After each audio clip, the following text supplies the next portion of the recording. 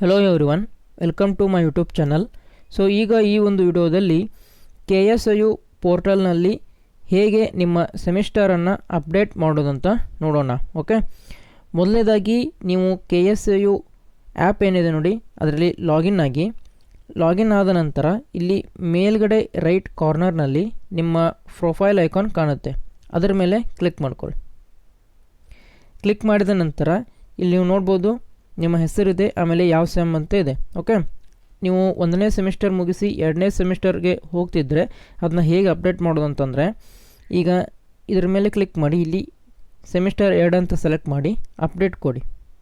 Okay, profile updated successfully, you will be signed out, please login again ಅಂತ ಇದೆ. ಇದರ ಮೇಲೆ ಓಕೆ ಅಂತ ಕೊಡಿ.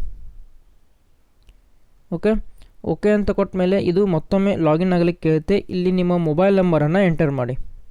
ಮೊಬೈಲ್ ನಂಬರ್ ಎಂಟರ್ ಮಾಡಿದ ಮೇಲೆ ಸೆಂಡ್ OTP ಮೇಲೆ ಕ್ಲಿಕ್ ಮಾಡಿ. ನಿಮ್ಮ ಮೊಬೈಲ್ ನಂಬರ್ಗೆ ಒಂದು OTP ಬರುತ್ತೆ, ಅದನ್ನು ಇಲ್ಲಿ ಟೈಪ್ ಮಾಡಿ. ನಂತರ ಲಾಗಿನ್ ಮೇಲೆ ಕ್ಲಿಕ್ ಮಾಡಿ.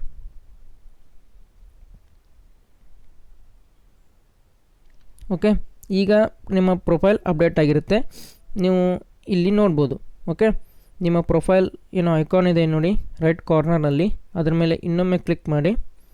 ನೋಡ್ಬೋದು ಇಲ್ಲಿ ಸೆಮಿಸ್ಟರ್ ಅಪ್ಡೇಟ್ ಆಗಿದೆ. ಹೌದಾ, ಈ ಥರ ನಿಮ್ಮ ಸೆಮಿಸ್ಟರ್ನ ಅಪ್ಡೇಟ್ ಮಾಡೋದು. Thank you.